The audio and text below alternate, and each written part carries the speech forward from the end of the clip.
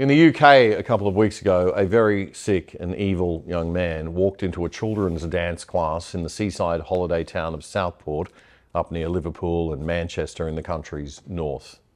He stabbed 3 beautiful little girls, killing all of them. 8 other innocent kids were injured, some quite seriously. There could be no crime that would fire people up more than this. Good men are hardwired to become tribal and murderous when young girls are threatened or killed. It's an instinct that we have to control in civil society, but that instinct exists nonetheless. And in my opinion, that's not a bad thing. What could be worse than the pointless murder of innocents? Riots broke out in Southport as a result and have been going on ever since across the country and escalating. The attacker was rumoured online to be an African Muslim immigrant. Before we get into discussing all the fallout, can we just take a second to pause and think about these kids and their families? The tragedy here is real and the cause is complex. Okay, now to the riots. The man accused of this awful crime was black, but he was not a Muslim and he was not an immigrant. He was born in the UK in the Welsh town of Cardiff. The court was told this week that he had an autism spectrum disorder diagnosis and had been unwilling to leave the house and communicate with family or friends for a period of time. A seriously sick and troubled young man, and obviously one who needs to be locked up for the rest of his life. Neighbours said he came from a quiet Christian family born to Rwandan parents. The ABC's Media Watch program analysed the way that the misinformation spread and the riots were sparked earlier in this week. Riot police called in to try and control crowds who gathered at a Southport mosque. Officers pelted with bricks and bins, vehicles set on fire. Revved up by right-wing thugs, the rioters began by laying siege to Southport Mosque and demanding an end to immigration. And when police arrived, the mob turned on them. And the rioters were convinced the young attacker was a Muslim. So, what made them so sure? Answer: social media. With disinformation expert Mark Owen-Jones analysing the mass of traffic on X and reporting, there were at least 27 million impressions for posts stating or speculating that the attacker was Muslim, a migrant, refugee or foreigner. It's the worst of mob rule mentality. If we're going to have social media and be able to keep it, folks, we're going to have to learn to use it responsibly. As those of you who watch this show know, I'm a passionate defender of free speech and I'm vehemently opposed to government plans to shut down online discussion and regulate free expression. But if we indulge in this reactionary crap and it leads to riots and violence, you might as well hand over your freedom completely to the E-Karens and the E-Safety Commission today, and all the politicians who want to control what we can see and hear, because it's bloody hard to argue to defend it in the face of this. People like the online porn pimp and grifter Andrew Tate do not help the cause. Who told his 10 million followers on X, an illegal migrant arrived on a boat 1 month ago. Then he decided to stab children. With Tate then posting this picture and claiming falsely, this is the man from Cardiff that murdered little girls, straight off a boat. Good on you, Andrew. Very responsible, mate, you absolute jerk. At least he didn't wrongly identify the guy as a Muslim, I guess. Last I heard, Tate himself had converted to Islam, but that was at least 6 months ago, so he could be back to Christianity or atheism by now. Anything for an audience and a quick buck. And we wouldn't want to upset the followers, would we, mate? And this is where all of us have to step up and come in as responsible consumers of online news and info. We have to be careful. Check the facts. Make sure that the people we follow and watch at least do some fact checking and are not just looking for what fits their personal narratives. We've all got an angle, sure, but we have to at least get the facts of a matter straight before we start analysing it.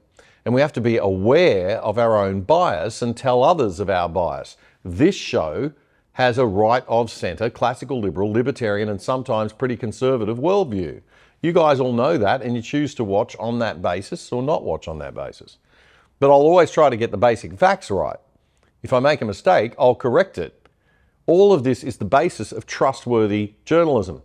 And it wasn't social media that wrecked journalism. It just made it faster. The spin doctoring and the misrepresentation and the bias was happening long before social media. No bigger culprit in this country of that than the ABC, in my view.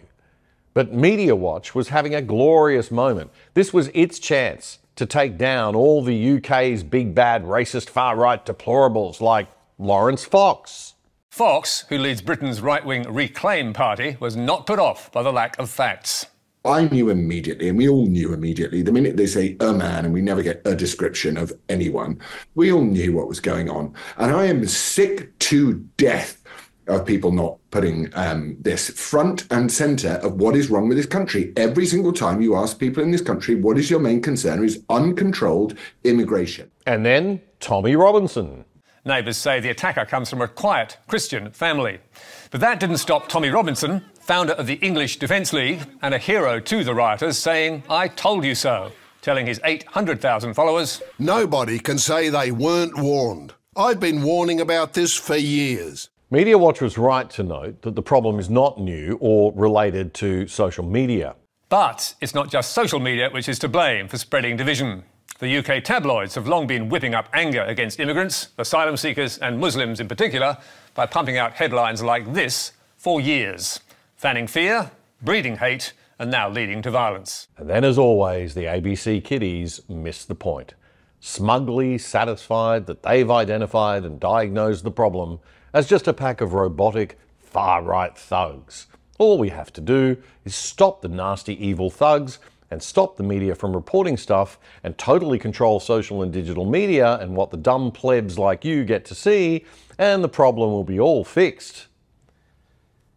Then we had Prime Minister Albanese's ASIO press conference this week and more concerns expressed about social media. And so now the scene is well and truly set for new disinformation and misinformation laws to be rolled out. And the ABC and Labor and the Coalition and all the bureaucratic elites can have control of the narrative again and finally shut we deplorables down. Thank you to all of those wonderful people who reacted so badly to this incident in the UK so quickly on the far right and the right. I'm sorry to the government elites and the government officials, however, guys and gals, it just isn't going to work that way. We know that you're still smarting from the absolute butt-kicking that ordinary Australians gave the Canberra class in the Voice vote last year. Canberra voted 70-30 for the Voice. The rest of the country voted about 30 to 70 against. We did not do as we were told, and they're angry about it. Still, they want control of the narratives back. But the reality is that they're not going to get it, because this isn't really about who controls social media. Now, I'm conflating the UK and Australia a bit here, but really the UK is just us a few years further ahead when it comes to this loss of core cultural identity stuff. The problem is not immigration or migrants. It's too fast, too many immigration policies. The UK had 1.2 million new migrants come into the country in the 2022 calendar year alone. That's a lot for a country of only 67 million people. But it gets worse. Australia had the same number across the last 2 years that we've got records for.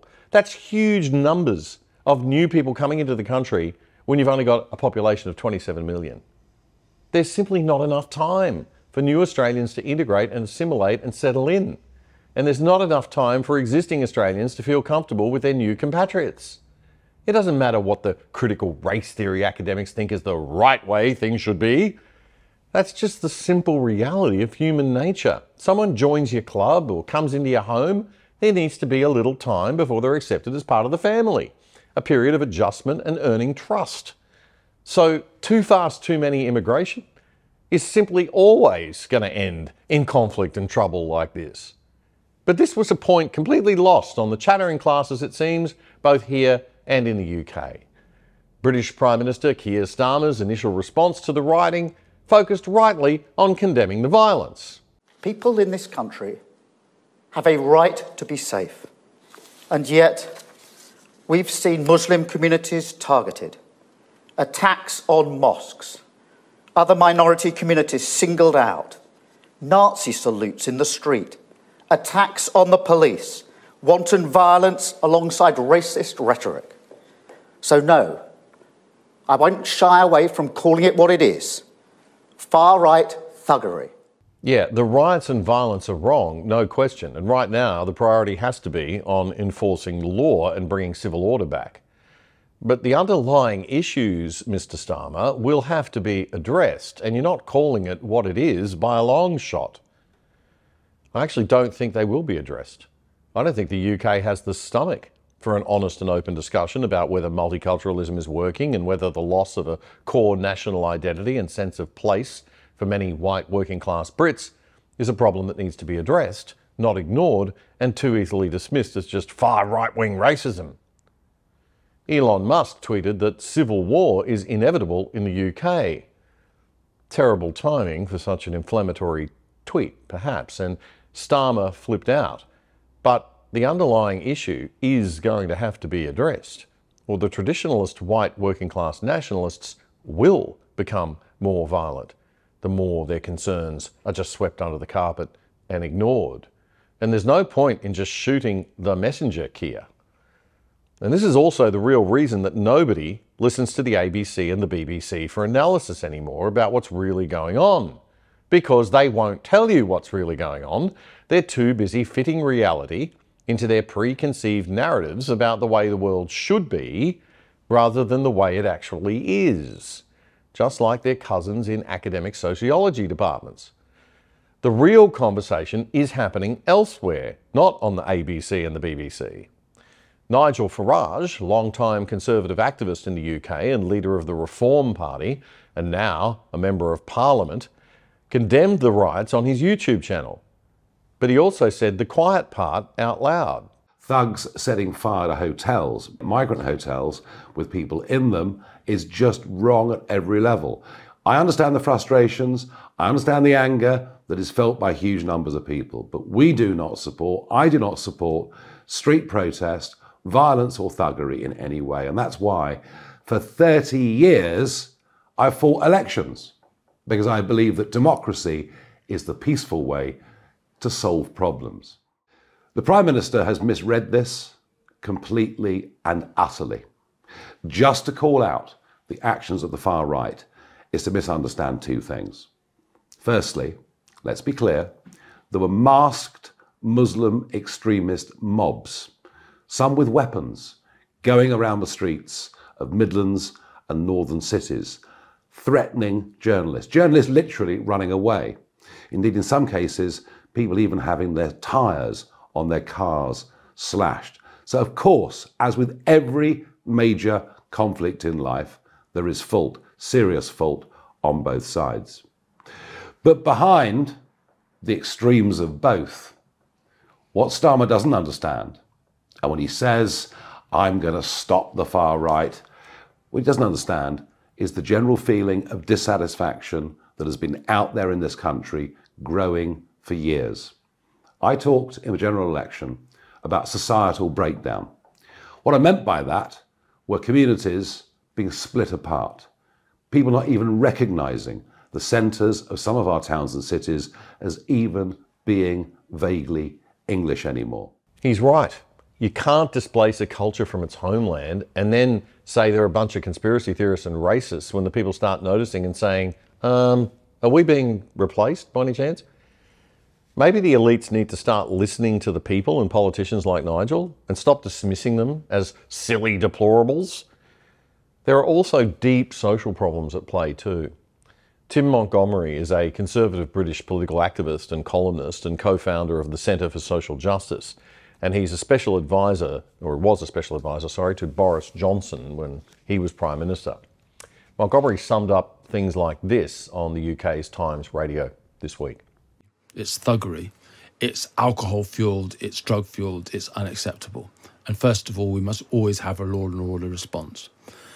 But, and I say that but carefully, but there are underlying reasons why this has happened. And I think there's been an enormous focus so far on the scale of immigration that we've had into Britain without consent and the failure to integrate. But one of the under-discussed dimensions is when we had the 2011 riots in the United Kingdom, people very much looked at the sort of the social alienation of some of the rioters. And I think that's been an under-discussed part of this, actually. There is 10 to 15% of the UK population an impoverished working class who feel and are almost completely detached from the rest of Britain. They are serially dependent on welfare. Their family structure has collapsed. They have no hope of really being part of British society. A large proportion of them are white working class. A large proportion of them are from Islamic traditions. And we are a rich enough society to park these people on the edge of society. We can pay their welfare bills. We can police them. We can keep them at bay. But that's not compassion. That's not what we should be. We can afford to leave them on the margins, and occasionally they will erupt. Montgomery says he worries that the riots will subside eventually, like they did in 2011, and people will forget the underlying issues. We said after the 2011 riots we would deal with this, that we would face up to it, and we didn't. My concern is we will move on, as we always do, and the next eruption that we see will be bigger. It'll be more violent. It'll be more horrible. So there's two underlying issues, and both must be addressed. Socially marginalised people and a sense of a loss of core English culture because of too much, too fast immigration. Two problems that will have to be dealt with when this is all over, and not swept under the carpet and shouted down for another 12 years. Hope you enjoyed that clip. The Other Side is your weekly analysis of the media's best news and commentary without the woke, and we need your support. Please make sure you subscribe to our channel on YouTube and follow us on X at The Other Side on X. It's all totally free to do that, but we could always do with your financial support too. So if you'd like to make a donation, click the Super Thanks button on YouTube with a little $ and thanks on it right under the video frame below. Even a $2 donation will really help us. And if you're watching on YouTube, do check out the full episode that this clip came from right here.